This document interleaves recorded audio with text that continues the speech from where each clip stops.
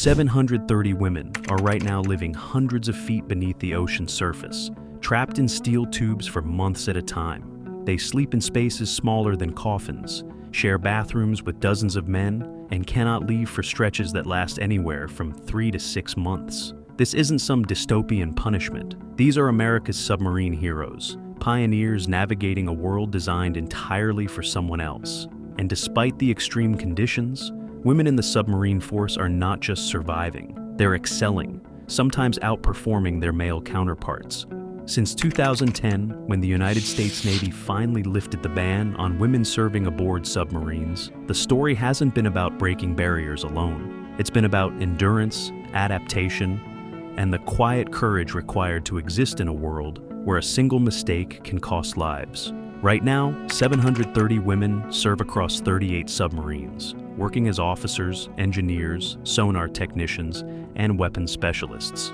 Each of them faces a reality few civilians can comprehend, living shoulder to shoulder with up to 150 men in a vessel smaller than most people's homes, with no sunlight, no fresh air, and almost no contact with the outside world. Consider the USS Missouri, which spent 163 days submerged out of a 181-day deployment. For over 5 months, its crew breathed recycled air, moved through corridors narrower than hallways in an apartment complex, and slept in aluminum coffins stacked 3 high.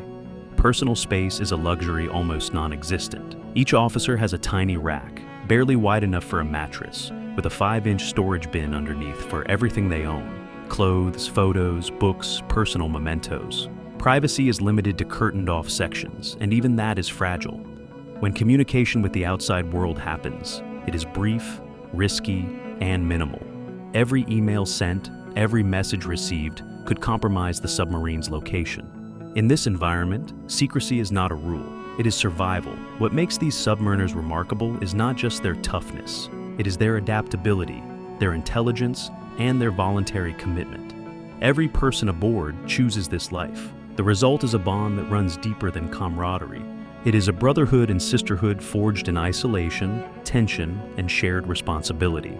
Mistakes don't just affect individuals, they can endanger every person aboard. And yet, women are thriving. Their success rates, once questioned, are now higher than those of men. Female enlisted submariners re-enlist at 75%, compared to 74% for men. Their retention in leadership roles outpaces male counterparts. This is not a story of participation. It is a story of excellence earned under extreme conditions. The early days were far from smooth. In 2011, the first female officers were assigned to Ohio-class ballistic missile submarines, chosen for their relative size and multiple bathrooms. Even these larger vessels were designed for men. Equipment, valves, periscopes, control panels were optimized for taller, stronger bodies. Female officers had to adapt, often modifying techniques, developing new methods, and proving themselves through the same rigorous training required of their male counterparts. Earning the coveted Dolphins insignia became proof not only of skill, but of resilience. By 2015, enlisted women began joining the submarine force, gradually reshaping its culture. Chief Petty Officer Angela Kugler became the first female chief of the boat in 2022, a position of immense responsibility as the senior enlisted advisor to the commanding officer. These milestones, while symbolic, also represented practical progress.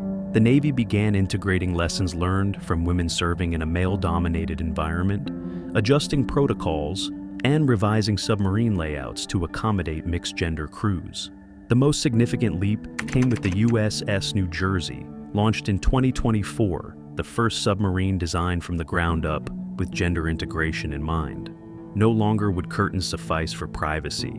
Solid doors, lockable sections, improved bathrooms, and medical facilities tailored to women's health needs transformed the living environment. Overhead valves were repositioned for accessibility. Steps were installed to reach triple-stacked bunks. Equipment and control interfaces were adjusted to accommodate all body types. These may seem like small details, but in the claustrophobic confines of a submarine, they are life-altering. Surviving underwater with 150 people for months requires more than design changes. A strict social code governs behavior, essential for mental and emotional survival. Politics are banned. Arguments over ideology or personal beliefs are off limits. Noise is controlled. Doors slam, and someone is always trying to sleep because submarines operate 24 hours a day on rotating shifts. Personal space, though nearly impossible to achieve physically, is fiercely respected through conduct and boundaries. Women have added their own strategies: informal mentorship networks, support systems, shared advice on coping with isolation, and stress relief practices different from the physical competition or humor often used by men. Sleep, food, and exercise are carefully managed to preserve morale and maintain functionality. Every aspect of life is optimized to balance human needs against operational necessity. But challenges persist. Integration did not happen without friction. Between 2011 and 2015, incidents of harassment threatened the program's credibility. Cases of female crew members being recorded without consent and other violations led to criminal investigations and courts-martial. The U.S. Navy's response was decisive. Zero-tolerance policies, mandatory cultural and harassment training, and robust reporting procedures were enforced at the highest levels. Female submariners themselves became part of the solution, ensuring that issues were addressed and that dignity and professionalism remained non-negotiable standards. Over time, these measures reshaped the culture aboard submarines, making integrated crews not only functional, but effective. By 2024, numbers confirmed the success of these efforts. 87 female officers and 400 enlisted women had joined the submarine force, representing 20% of officer accessions and nearly 10% of enlisted accessions, the largest single-year increase since integration began. Female submariners were no longer outliers. They were a vital part of operational teams. Training completion, equipment handling, and mission success rates for women matched or exceeded those of men. The USS Wyoming made history when 15 enlisted women completed the first all-female deterrent patrol, demonstrating that gender integration could be not just possible, but exceptionally effective. These women live under conditions few can imagine. For months, they see no sunlight. Their world is metal, water, and machinery. Meals, while often simple, are a key source of comfort. Exercise is adapted to tight spaces, sometimes taking place in torpedo rooms when weapons aren't stored. Group sessions and creative fitness routines preserve both physical and mental health. Every decision, every action carries weight. It is a life where mistakes are not just inconvenient, they are dangerous. And yet, in this environment, women have carved out spaces of excellence, leadership, and camaraderie. The evolution of submarine design reflects a broader recognition. Diverse crews are stronger crews. Future Virginia-class attack submarines and Columbia-class ballistic missile submarines will incorporate gender-integrated designs from the outset, ending the era of retrofitting. Every new vessel reflects lessons learned from 14 years of adaptation, training, and cultural evolution.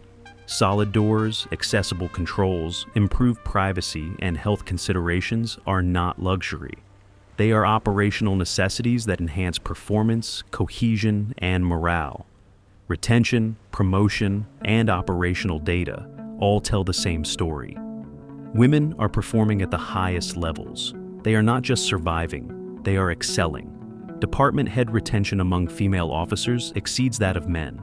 Enlisted women continue to re-enlist at higher rates.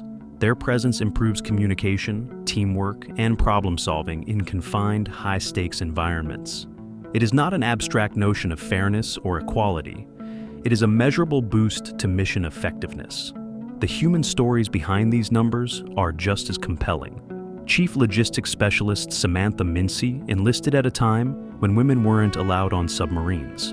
16 years later, she became the senior enlisted female on a submarine crew. Lieutenant Victoria Meyer graduated from the Naval Academy planning to fly, but found her calling underwater. Both experienced firsthand the transition from exclusion to integration, and both now serve as examples and mentors for the next generation. Every woman aboard carries the dual challenge of proving themselves as a submariner and as a woman navigating a historically male environment. Every patrol, every deployment is a test of skill, endurance, and resilience. The stakes could not be higher.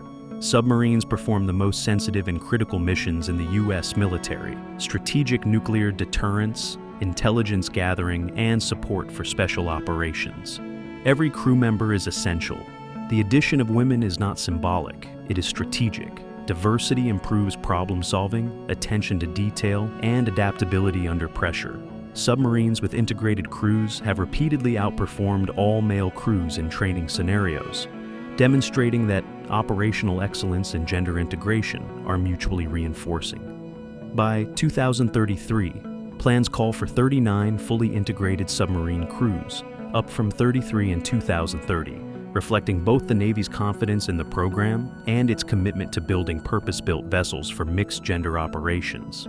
The USS New Jersey, Virginia-class, and Columbia-class submarines represent a $3 billion investment in operational effectiveness, designed to ensure that skill, dedication, and character, not gender, determine success.